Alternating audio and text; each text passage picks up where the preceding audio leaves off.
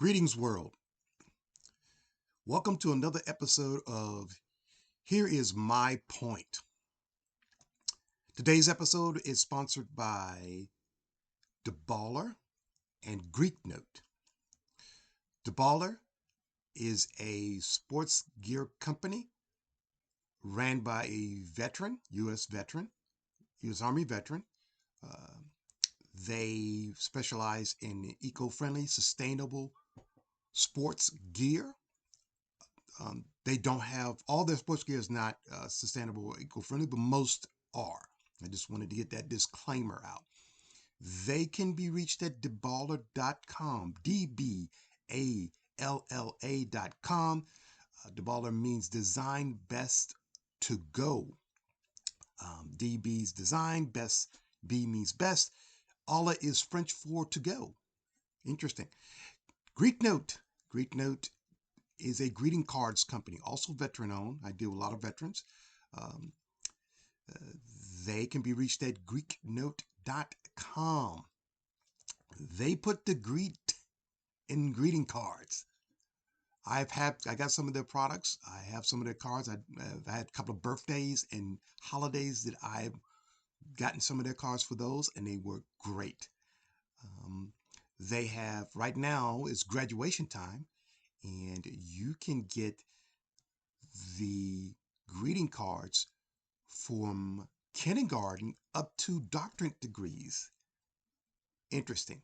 You can give a congratulations to a person who has gone from pre-K to kindergarten. You can get those cards from greeknote.com. That is GREETNOTE.com.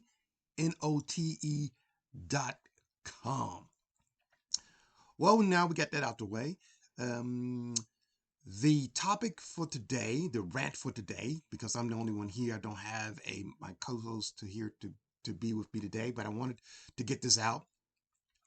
And the topic of the day is, who is the GOAT of the NBA? And here's my rant. I don't believe there is a GOAT of the NBA. I'm a nerd and geek. I believe for you to be able to decide that, you would have to put each of the people who are up for the GOAT conversation in each of those eras and see how well they would have done in those eras. And maybe in the future, AI will come up with some sort of way to insert these great players in each one of their respectable or other eras to see how they would have done. But if I had to pick who my GOAT was, it is a person who has part of his name is MJ, but it's not the MJ that you know. My GOAT, if I had to choose one for the NBA, it's Magic Johnson. And here's why. Magic did some remarkable things in his career. He won his first championship in his rookie year. He played a position that he doesn't usually play, while one of the most respected, or arguably the most respected centers in the NBA history, Kareem Abdul-Jabbar, was out, and Magic took over his duties when he was hurt and won a championship. Magic, before his career was cut short, managed to win 5 championships in the prime of his career. Now,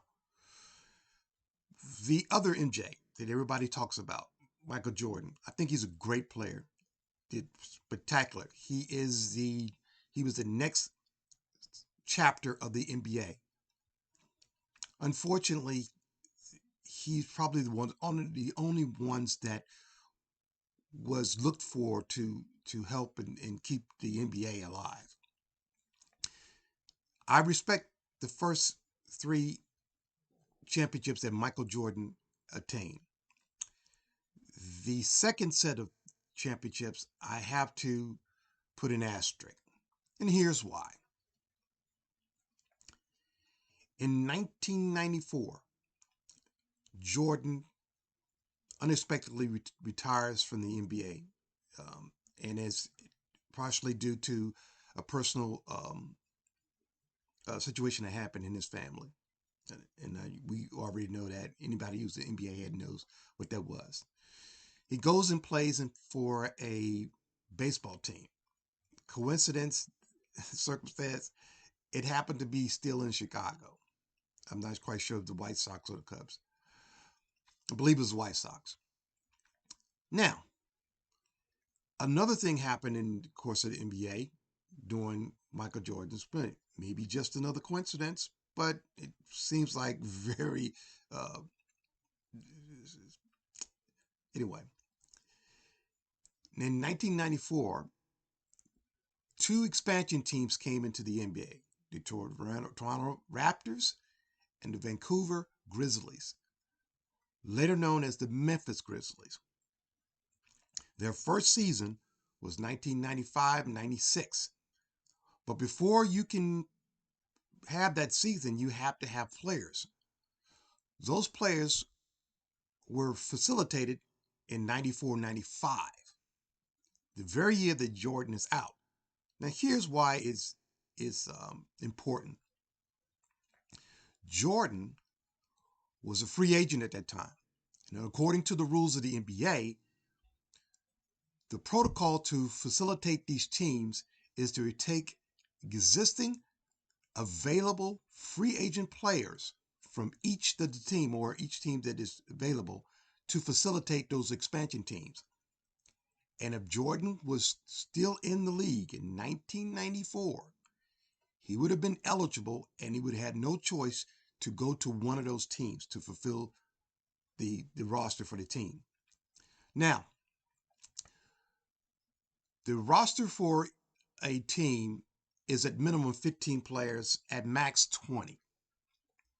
So that would, with two teams, you would be 40 players.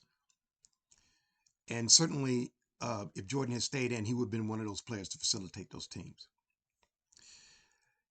It is my opinion. Here is my opinion, or here's my point, that Jordan probably would have went to one of those teams. Now, when you do this, here's my point. You take away existing talent off a team that has existing chemistry to facilitate two expansion teams.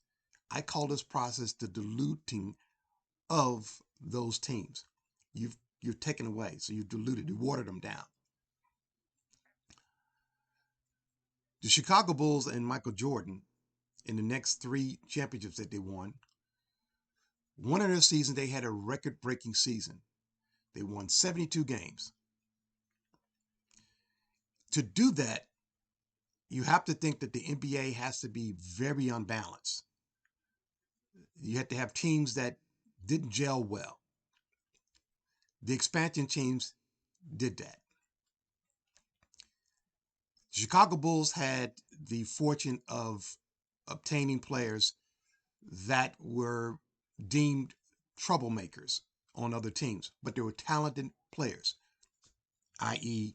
Dennis Rodman, who turns out to be a very important role player for Chicago Bulls. So I say all this to say that if you have a league that is diluted by the expansion of two teams, and you have a team that has seasoned veterans on it, and you have a team that has a player who is quite arguably at the time um, probably was a rare player in his era, in his practices and how he approached the game. Of course, he learned from the best. He learned from who I say is the GOAT, Magic Johnson and Larry Bird. If you notice in the Last Dance video, those guys are constantly uh, there with Jordan in the process of him winning his championship. So you probably got a lot of mentoring from those two guys during the process of it. How do you win a championship? It's a genius move, to tell you the truth. If you want to win championships, you mentor with champions. So that is my rant. Again, we'll call this the GOAT, the original MJ, and that is Magic Johnson, Earvin Magic Johnson. I want to thank y'all for listening. and tell me what you think. Tell me if I have, like you said in that movie, my cousin Vinny does my does my argument hold water? So, again, this episode was sponsored by DeBaller, DBALLA.com, and Greek Note, GREETNOTE.com.